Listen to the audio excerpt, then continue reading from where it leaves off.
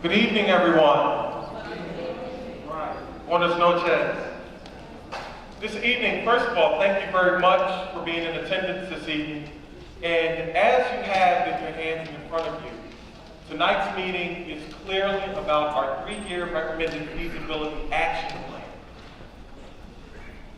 I'm Dr. Mumin, I'm Superintendent of Schools, and I want to do a couple of welcomes and introductions, and then we'll talk about what this night is really about. There are a couple of things that are clear, and then there are things that are in the planning stages. So my job this evening is to give you an overview of the history of how we have gone through this feasibility plan, and then the action steps, which will begin in the 2018-2019 school year. Again, I'm Superintendent Dr. Mumin, and I'm accompanied tonight by some of our board members.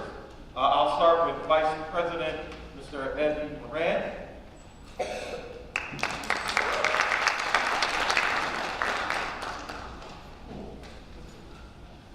Board member, Ms. Ann Sheehan. Board member, Ms. Patty Wright.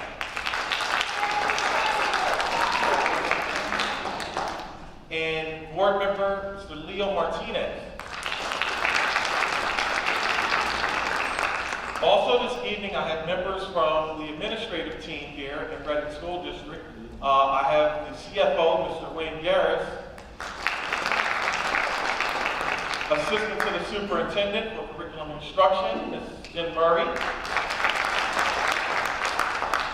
and my Assistant Superintendent for Business and Operations, Mr. Chris Selman.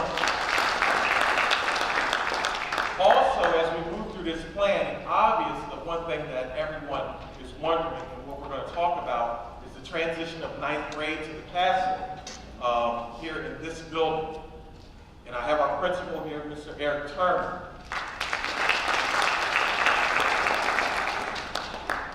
Well, succinctly, the current situation is clear. About 3 years ago, the district engaged in a feasibility study with the intent to focus on the elementary schools. The elementary schools we know are overcrowded, and there are several barriers and issues that go along with the elementary schools. To keep it very short, to talk about numbers, the elementary schools, we have elementary schools that are ranging at 100 to 110% capacity rates, which means that our buildings are about to burst at the seams. When looking at the feasibility study, we said, okay, this is the major challenge, so how do you balance the demographics around the city?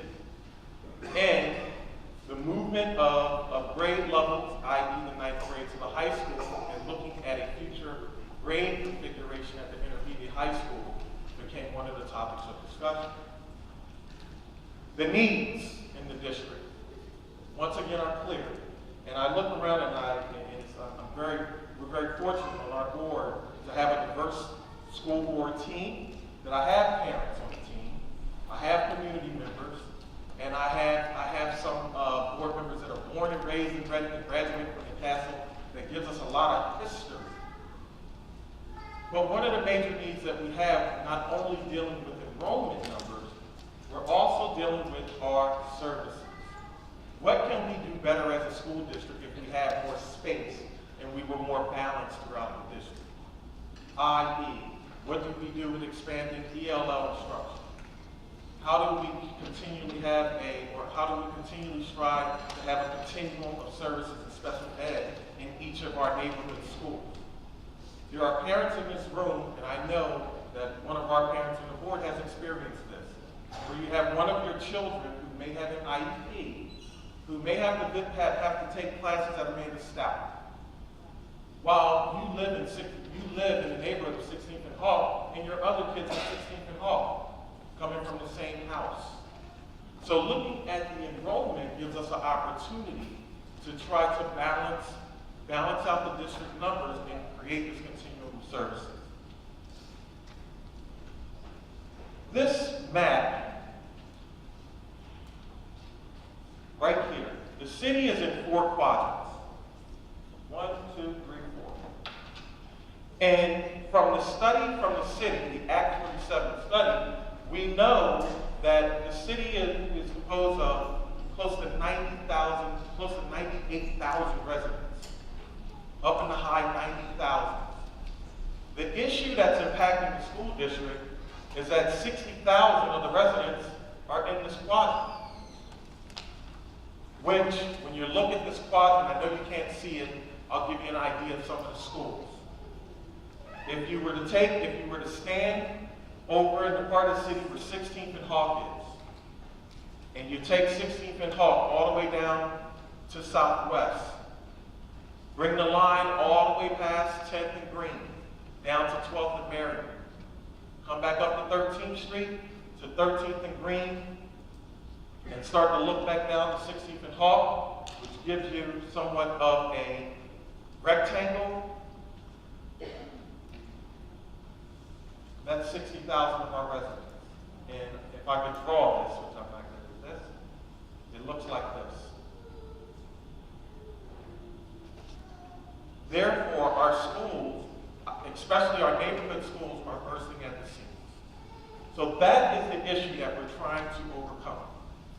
Tonight, as I go through this presentation, my intent is to give you an overview. We're going to have things posted online, and you also have programs that have sticky notes on them. If you have a question about anything that I'm talking about here, when we get through the formal presentation, I'll have my team go out and collect these questions, and we'll start to answer them and engage in the discussion around it. For the 18-19 school year, we've been working with the school board to provide a recommendation to have renovations completed on the high school building. When we talk about bringing high school back to the 9th grade, and I said what is important when we have parents, and of course, looking at my board, we have some board members who are born and raised in the city, and a lot of my team is born and raised in Reading and have graduated from the Castle. They remember the days when 9th grade was up here, and it was crowded, okay?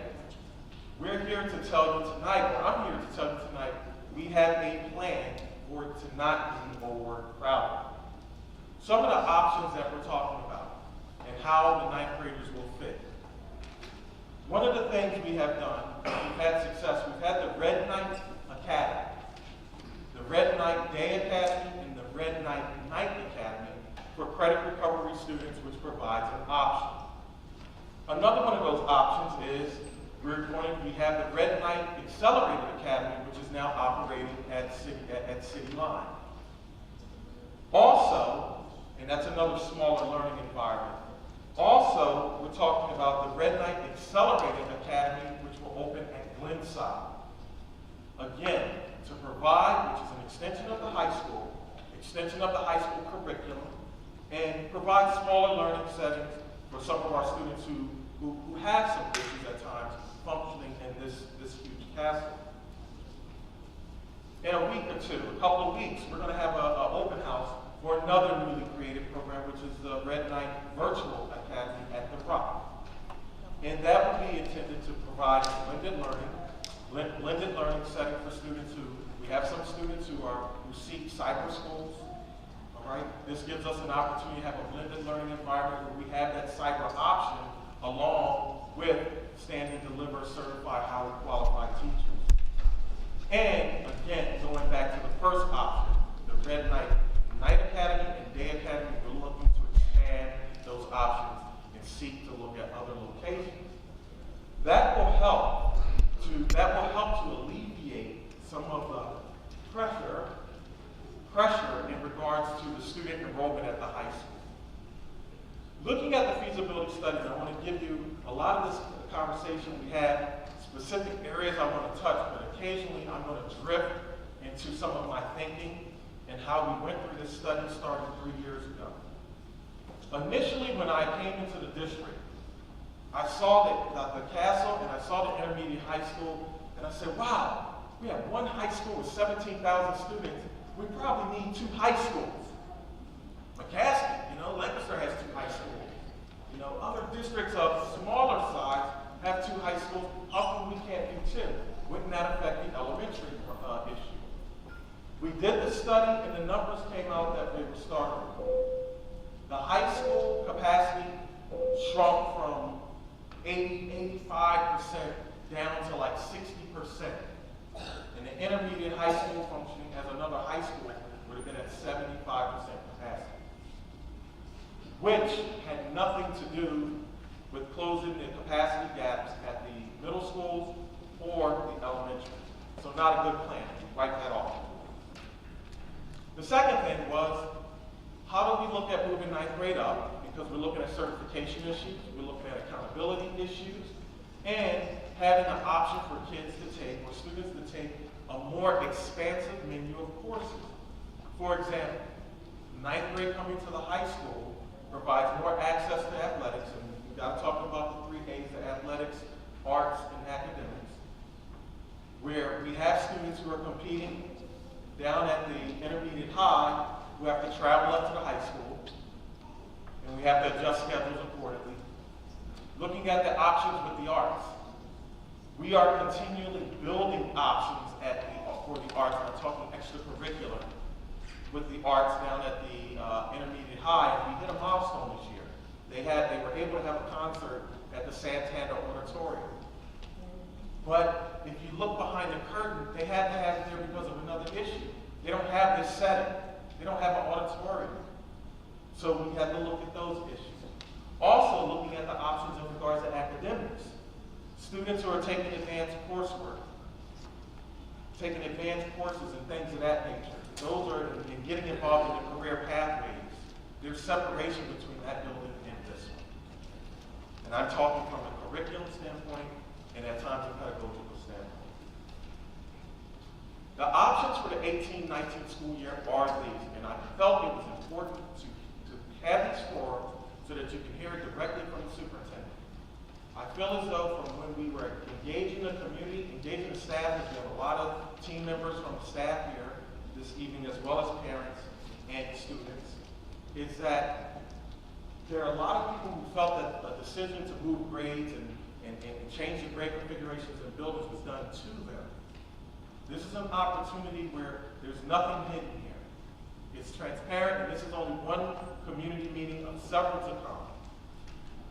The ninth grade for the 18-19 school year will be here in the castle with those other programs functioning. The 2 Red Knight Academies, the Red Knight Learning Academy, the Knight Academy Day Academy, the Virtual Academy. Those things will occur in ninth grade, will be able to come to the high school. Meanwhile, during that transition, the 8th grade will remain at the intermediate high school. They will remain at the intermediate high school. And I'll talk about the next steps in that process as we move to the next slide. They will remain there for 1 year as that building is renovated, because we have to continue to make that building an educational space. It still has a lot of history of the hospital there, with the pillars and the hallways.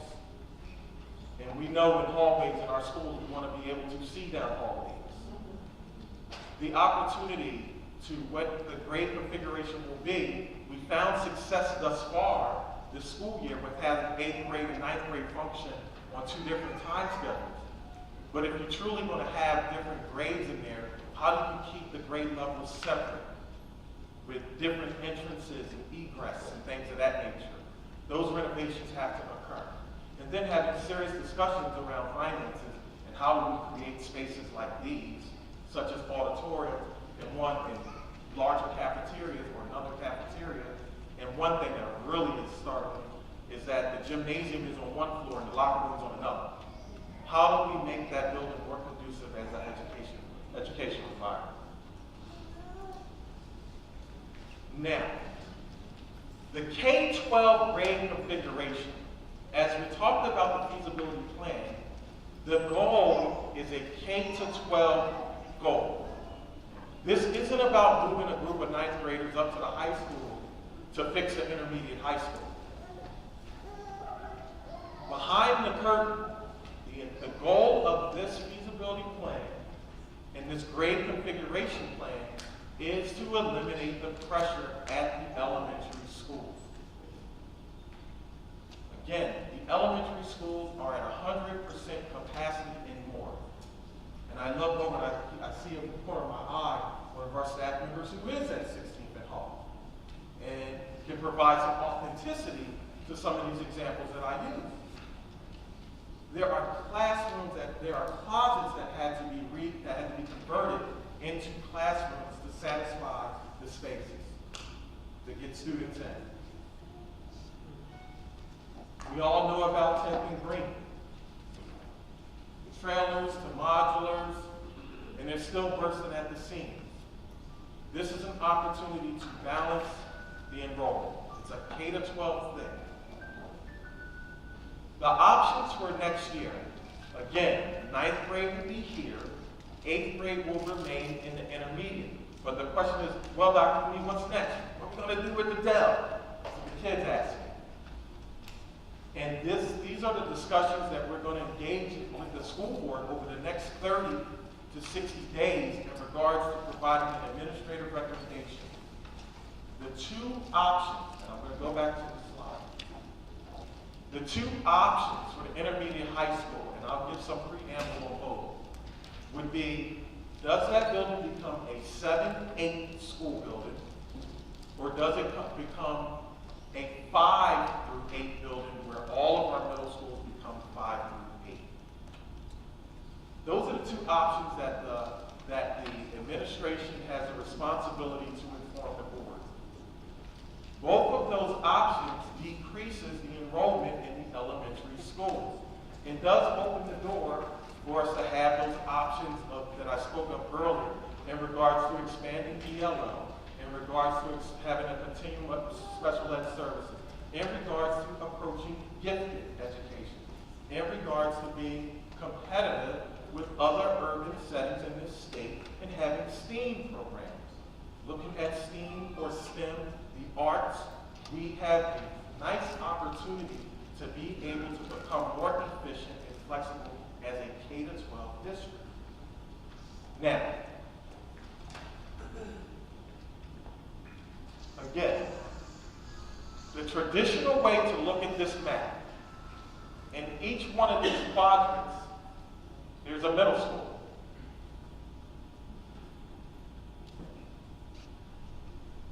What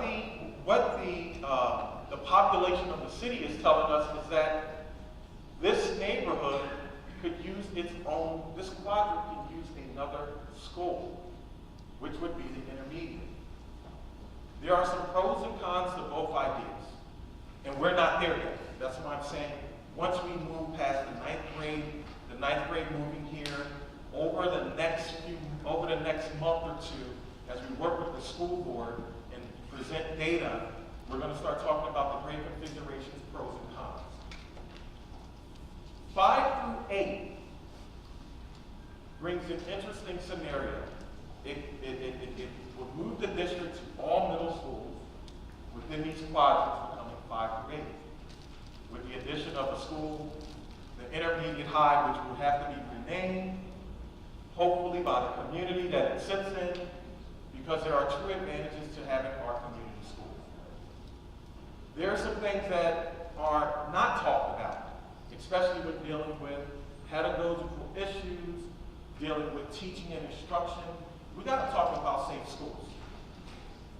We got to talk about safe schools' perception and reputation of the intermediate high school. I can stand here and tell you right now that the hallways are better in the intermediate high school today than they've ever been. That you can hear a pin drop in those hallways. But I can give you an example from 3 years ago of total chaos in the hallways. So, looking at today, with the hallways being where a pin could drop and things seem fine, what does it look, the type of education look like in the classrooms? We have to be able to get to that and address that and talk more about achievement. If we know that our students from, I wish this map was a lot bigger, if our students coming from an intermediate high have trouble traveling across the city because they're in dangerous situations, perhaps the idea around a neighborhood school is not a bad one.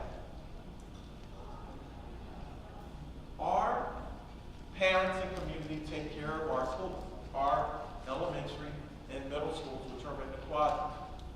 By the time the kids get up here to high school, the kids take care of this school. That responsibility, social and emotional, at a different point, maturity level. But this is an opportunity to perhaps build a neighborhood school that's 5-8. The other option, the 7-8 option. What makes that different than 8-9?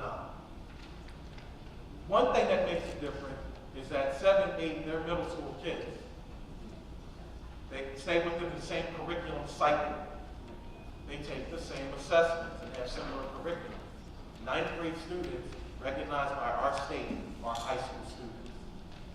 So right now, our 9th graders are down at the intermediate high, but their grades and their data is housed here at the high school, without having access to some of the options that I spoke to.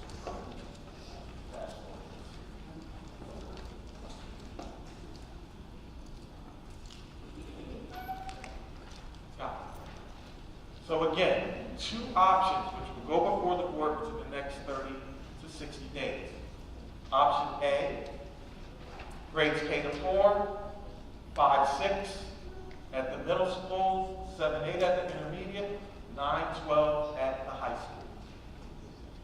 Option B, that's that K4 at the elementaries. All middle schools will become 5-8, and the high school becomes 9-12. Now with the 5-8 middle schools, that means the intermediate becomes a 5-8 building. This is going to be very open and very public. We are scheduled to meet with the school board next week in regards to reviewing more data from the consultants, Proper GIS, who are doing the feasibility plan, so that we can equip the board with information as we're bringing in input from the community to get to making one of these decisions. But this isn't a decision that's going to be rushed in regards to implementation.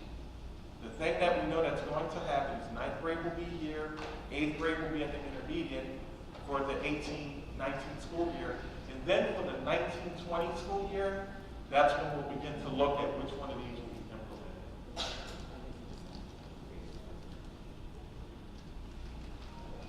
Now, tonight's meeting, again, I want to specifically hone in on 9th grade coming here, 8th grade staying at the intermediate. Therefore, there are activities that need to take place at the high school in regards to having the 9th graders, which they go, having the 8th graders go through an orientation here at the high school and to become acquainted with some of the programs and the intricate details of the options that I mentioned, and also have an opportunity to meet the high school principal and the administration. With that said, I'll introduce Mr. Turner because I want to be sensitive to your time. But please, if you have questions, please write them down. When Mr. Turman talks about the entry activities for the high school kids, then we'll go around and we'll collect those, and that we'll collect the sticky notes. We'll begin to put them in sections to see if there are any questions that are similar, and then we'll start to answer them, and the team will stay around for as long as you need us to be able to address those issues. Mr. Turner. Good evening. My name is Mr. Turner. I'm the principal of Reading Senior High School. This is year 7 for me. I started here in the 11 and 12 school year. So I'm just going to very quickly, I know if your child has never gone to the high school before, you sort of may have some questions in terms of what goes on up here, how are you going to handle 11 and 12 and more students. A couple of years ago, 2012, was this, the building here was just an 11-12 building. And we had some discussions at that point in time how we were going to bring the 9th and 10th graders at that point in time up to the high school. And we actually at that point in time, unfortunately because of budget cuts, had to bring the entire intermediate school here. The first couple of months were very rocky, to be very honest. Number one, we don't know the kids. And so it takes a while to establish that relationship. Number two, they don't realize what our routines are here. So that first 2 or 3 months, having 2,300 kids who are brand new to a building was not the easiest in the world. But we ended up getting through it. So once we got through that year, there were a couple of things that happened very quickly. and I need you to understand how critical it is, especially from my viewpoint in terms of I'm very much of a proponent of ninth grade coming here, is graduation immediately went up. Dropout percentage immediately went down. Your testing data immediately went up when you brought 10th grade here. It was immediate. What has occurred over the past couple of years is you look at English, you look at math, you look at science, you look at graduation, it's been stagnant. So we are still, in terms of urban high schools, probably one of the top 1 or 2 non-charter schools in the state of Pennsylvania when it comes to all that, if not number 1. But in terms of looking at where we are at academically with our counterpoints in Berks County, we are stagnant. So one of the things that the superintendent and I have talked about is the programming that you have in the intermediate schools is a little bit different than what we have here. So by the time our kids get here, there's a lot of training that occurs in 10th grade to get them ready for their junior year and then also their senior year. And that's graduation and getting out the door. So we are I'm very much excited about the opportunity for, number 1, 9th graders to come here and to be part of now what I would think is a comprehensive high school, 9 to 12. And they will now get an opportunity to have all of the opportunities that are here. For example, some of the things that Dr. Mumeen, he just spoke about at Red Knight Accelerated Academy, Red Knight Learning Academy, but then we also have a credit union in the school. All right, so if your kids at this point in time, we do a lot of financial literacy here, and talking about kids, about financial literacy, what it means, so they will get an opportunity to get that as a 9th grader. We have Gauge personnel works here. So as your kids get to a point where they get older, now we're talking about jobs, now we're talking about internships, they're going to get that information earlier and not when they get to 10th grade. So we have a lot of options here. Our upward bound programs are on site. The Albergia Collegiate Scholars Program is on site. So you have 30, 40, 50 kids who stay after school and work with tutors from Rapid Bound, Kutztown, Penn State Berks, and also Alberta. So all of those opportunities are here at the high school where we now can get kids roped in at an earlier age. 9th grade is a very critical grade. Okay, if you can get students on point coming out of 9th grade, them graduating on time becomes a higher level of success. And the goal is, how do we get to a point that every year graduation for this high school is between 75 and 80%. Now that doesn't mean the other 15 or the other 25 or 20% don't graduate, but that means that they didn't graduate on time, okay? So we are judged by kids graduating in 4 years. If a kid graduates year 5, gets a diploma, that's great, he's off doing his thing, from what the state thinks is that kid, and it doesn't matter, okay? So how do we get to a point where we have a system, 9 through 12, kids graduate on time, and they are successful at the post-secondary level, and also they are successful in the workplace. So I am very excited about 9th grade being here. I know everybody may not share my excitement, that's okay. But I'm very excited about them being here, because I think at the end of the day, it is going to be what is best for kids, for the city of Wayne. So if you have some hesitation about them coming up here, I get it, I understand. Trust me, they'll be in good hands, they'll be fine, they'll be okay. All right, we will take care of your children, okay? Dr. Mumeen. Orientation will be the first week in April. Thank you. First week in April, where we will have orientation for the entire building. So it won't just be for an incoming 9th grade student, it will actually be for an incoming 9th and 10th grade student. Normally we do this over the summer, and talking to the superintendent, we're going to start having these earlier. So we're looking at the first week in April, we'll get dates out, we'll have orientation, you get a chance to see the building, you get a chance to really understand the programming, you get an understanding from a curriculum standpoint, what we expect, from an instructional standpoint, what we expect, what we offer here, so your kids are prepared when they come here day one. Thank you, Mr. Turner.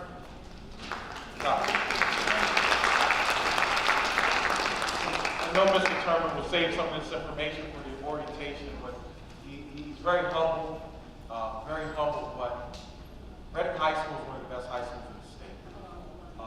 One of the things, and I'm not just speaking from the heart of that, the data speaks for itself. Reading High School for a couple of years, and just recent, not last year, but the 2 years prior, was recognized as a distinguished Title I school. And what that means is that when compared to other high schools with similar demographics, Reading High School is in the top third. When you look at Reading High School's data, Reading High School, which represents Reading School District in our district SSPP, Reading High School is not in the bottom of the basement in Berks County. We're in the top third. And that's exciting. That's exciting. And I'll tell you, that feeling, I think the ninth grade students, which Mr. Turman mentioned, is a critical year for adolescent development. The middle school years, the students are still pushing and pulling and trying to get them together and get them in lock and step. Ninth grade, the state pushes the high school to have students start making definitive decisions about their academic careers. So this is an opportunity for us to really open the opportunities in regards to equity and access for our ninth grade learners. And having the opportunity where they fit in this building without bursting at the seams, and looking at the K-12 pieces where we're able eventually to reduce enrollment in elementary schools and provide a larger continuum of services. It'll map together to be a great plan. And it's great not just for one building, it's great for the city of Reading. Mrs. Murray is putting the questions together. Thank you if you have questions. Lisa Izzy, my secretary, is moving throughout the audience. We're going to answer these questions. We're going to group the ones that are similar. And again, there's going to be follow-up information. We'll have a link online. This information is being videotaped right now. We want to be very transparent about what's happening here tonight. So there will be ample opportunities to communicate if you have questions. So please don't hesitate.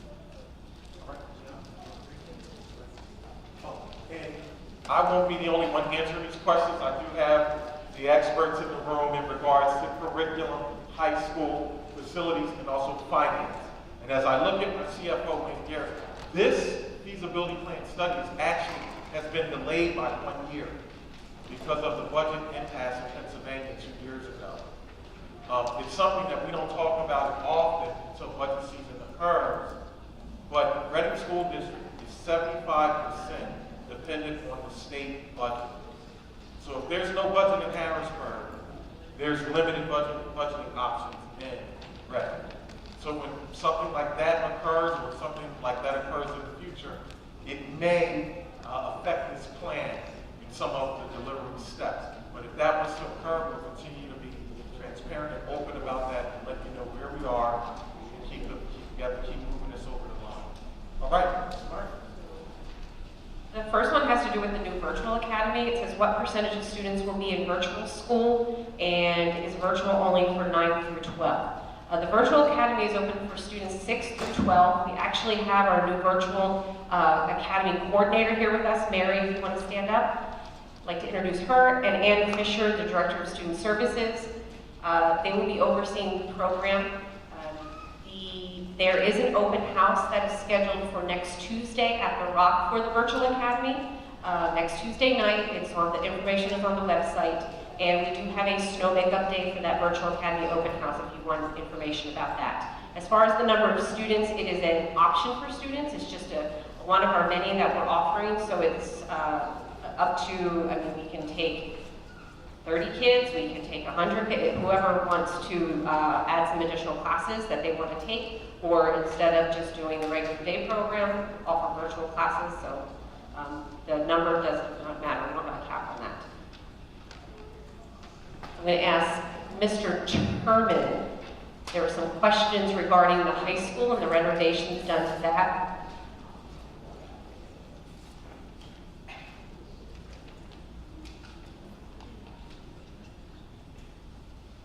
All right, there's a couple of questions I'll answer.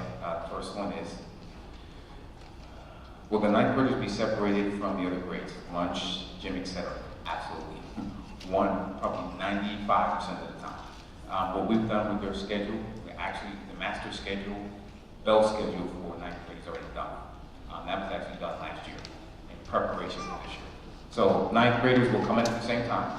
They will have 1, 2, 3, 4, at a 7-period day. 4 of their periods will be the same as everyone else. 3 of their periods will be different. So they are going to have lunch by themselves before we start 10, 11, 12, and they're going to have lunch after. So we're going to sort of split them up. So you may have 300-400 kids who go to lunch here, 300 or 400 kids who go to lunch here. 10, 11, 12 will go to lunch in the middle. So they are totally going to be isolated. Gym classes, we were going to do something very creative. I mean, you can really do this with 9th grade because you can actually, quote unquote, to a certain degree, team them. 9th grade kids are going to only got one option to make a choice. Majority of your 9th graders in the past have had like 4 or 5 options of all these electives they can take, and we sort of cut that down. So they're going to have maybe like 3 or 4 choices, and that's it. Because as a 9th grade kid, you don't need to have all these choices. There are certain things you need that you need to be prepared for 10th grade. So your 9th grade students will have one opportunity to get out and have an elective, but for the most part, they're going to have the elective with their 9th grade peers, and not with other students. Now, there will be some instances where they will be mixed in. For example, if you have some of the kids who maybe in honors and advanced classes, and they now want to take like a foreign language, I can't have 7 9th grade students taking Spanish 1 or Spanish 2.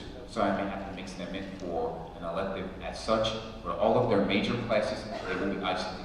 They're going to be isolated on the 4th floor. There will be another team on the 2nd floor in the rear, and there will be another team right down at the basement level. Done. They are going to be totally isolated from everyone else. Their gym classes will be, they will have gym marking period 1, marking period 4.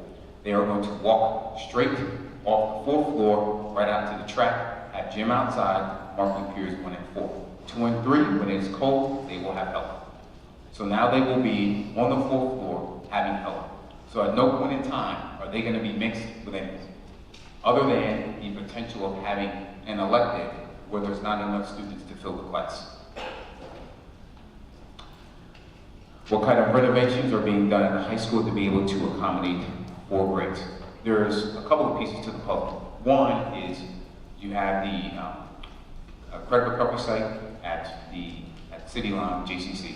You're also going to have Glenside. That in and of itself will take anywhere between 400 and 600 students and have them at a small location.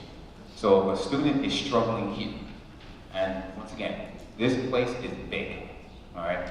It's big. It's about 5 miles of hallway, okay? So if you ever want to work out, you're bored, bring your Walkman, and you can walk the hallways of Reading High School. When you're done, you have a great workout. That's actually true. So what we are doing is, what you are doing here is the student who struggles in this large environment, you have 2 environments now that are smaller. So that student will be successful in that environment compared to here. And guess what? That's okay. We have students who are at JCC now who struggle here and who are doing very well out there now. And at the end of the year, they have an option. They can choose to come back or they can choose to stay.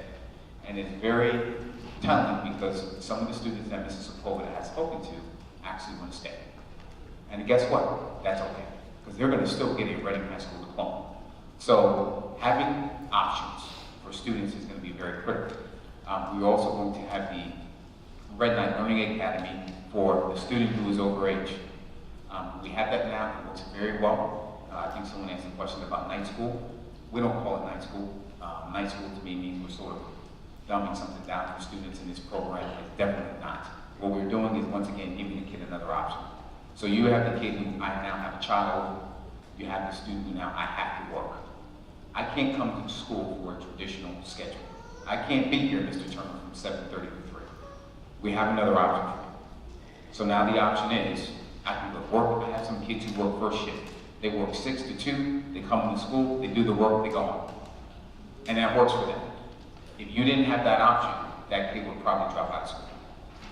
So, it's, once again, it's an option. It's probably going to be 100 to 150 kids who that would be an option for them.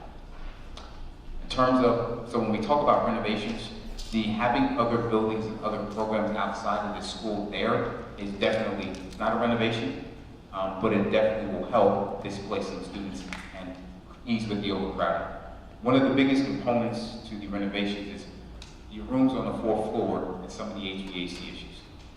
Making sure that when you turn the heat on, you turn the air on, you know, some of the rooms get up to like 95 degrees, and then during the summer, they're like 20 degrees. And you know, it's like, you don't know which season to dress for. So addressing some of those issues are going to be critical. And also some of these science labs. So the science labs right now have probably not been updated since like the 80s. So really being very aggressive with how we update the science labs here. And then that's also looking at creating a science lab for 9th grade students only, where the 9th grade students within a 6-day cycle will have an opportunity to take their students down and have a true lab, period, preparing them for the other labs that will happen 10th, 11th, and 12th grade. We have some renovations to the media center or the library, that's sort of separate, but the biggest renovations are the HVAC, getting some of those issues squared away, and then also the science labs. So those are the biggest renovations that we have going on for 9th grade. And my boss will whisper in my ear, just so you sort of understand, at any point in time, students have an opportunity to sign up and go to our Career Tech Center. And what that does for us is, if a student is an AMCTC student, they start school at 7:20. They don't come back here until the end of 5A, which is roughly 11 o'clock. So you have 300 kids who are not at this high school, they're someplace else. There's only a 30-minute period where they're all here at the same time. Because those who have CTC in the PM leave 30 minutes later. So from a spacing standpoint, you at any point in time have anywhere between 300 and 400 kids who are not here, they are at another location.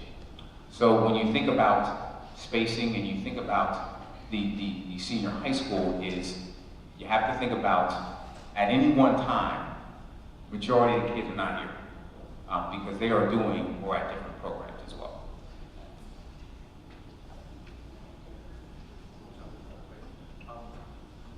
What I have in my hand are a lot of questions about option 1 and option 2. For the most part, these questions are all about the 5 to 8 option and how the 7, 8, and 5, 8 work. These questions, we're going to keep them and use them as we provide information to the board. Again, my position as a superintendent, I cannot tell the board how to vote. That's not my job. My job, we have to present both scenarios. Both scenarios do shrink the enrollment at the elementary schools. I can say that's a fact. Now, the programmatic pieces, there's a question here about how do you keep 5 through 8 separate, you know, how you run 5, 6 on one side, 7, 8 on another. Those are the details that we have to give to our board, and I don't want to be in a position to surprise them with information that they don't have. So these are discussions that we're going to continue with the school board as early as next week, and we're going to move this through the next 30 days, 30, 40 days.